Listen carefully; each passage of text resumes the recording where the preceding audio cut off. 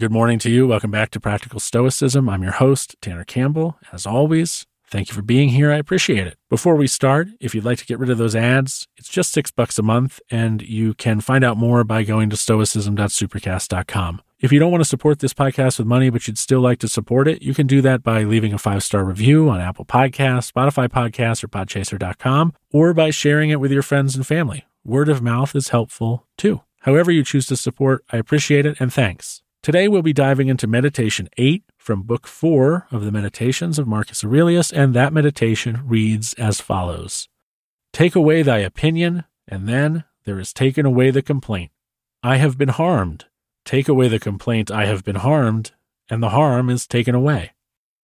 It's not the external event that has hurt us. It is our perception or opinion of that event which has done us harm. This is hard to come around to for most people because there are some very terrible things which can happen to us that make it quite difficult to tell the victim of that the crime or whatever that thing was hasn't actually hurt them, and instead it's how they look at the thing that happened to them that's doing the real harm. Imagine telling the victim of a horrendous beating or rape or nightmarish kidnapping that the pain these things cause them are all in their minds.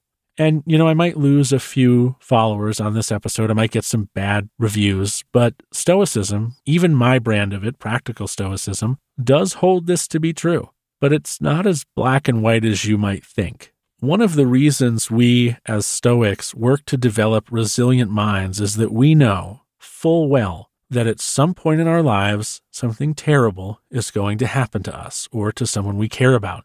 And I am going to share a very personal story with you to drive this home. When I was a young man, I would say 16 or 17, I was sexually assaulted by a much older man. I remember, as I think about it in my head now, that he was in his 70s or so. And this happened in the rec room of my mother's condominium complex, the one she lived in. She didn't own the condominium complex. The nature of this assault when compared to what it could have been was very minor. If I tried to compare sexual assault to a car wreck, this could have been a 10-car pileup on the interstate at rush hour, but instead, because I was physically strong enough, it was a fender bender in the parking lot. I was able to remove myself from the situation before anything really bad happened. And as soon as I got away, I rushed towards my mother's condo, but led on to no one that anything had happened for many years.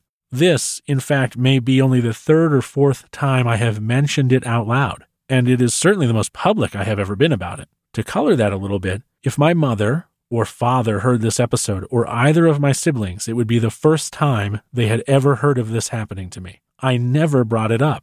Over the years, I came up with a lot of excuses for that man's behavior. He might have been senile, he might have been mentally ill, or he may have been a regular predator of adolescent boys, which is what I was at the time. And I think the only reason this didn't have more of an effect on me, because ultimately it didn't, I was able to get over it very quickly, is because it occurred precisely and immediately after I graduated high school from a military academy run by the Palm Beach County Sheriff's Office. In that school, which I attended for 2 years, I learned to value myself, to love myself, which sounds like an odd thing to learn in a military school, but it's true. And I learned what my place was in the world and what power I did and didn't have. And to be very honest, and maybe this is the first time I'm framing it like this, the basics of Stoicism, though not identified as Stoic at the time, were probably taught to me in that school. My self-confidence, my courage, my healthy masculinity had, in retrospect, just finished being somewhat cemented when this happened. I wasn't a man yet, but I was well on my way. I had been set on a healthy path, and there would be a few departures in the years to follow, but I was on a good path. Had that not been the case, I may not have been strong enough to stop what might have happened. And I might not have been mentally resilient enough to frame this event as a singular moment that wouldn't negatively impact the rest of my life.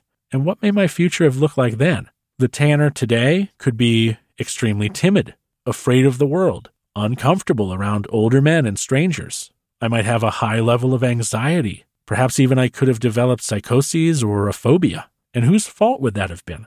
The answer is maybe not where you think I'm going. The answer is not my fault.